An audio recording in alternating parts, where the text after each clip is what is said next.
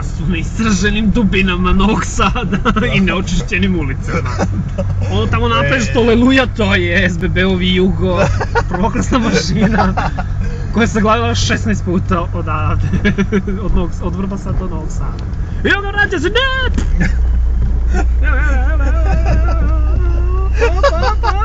Opa, Dragane! Dragane! Ne, dama gdje prozor, shit! Ne! Šta ćemo tu negdje stati? Fuck yeah!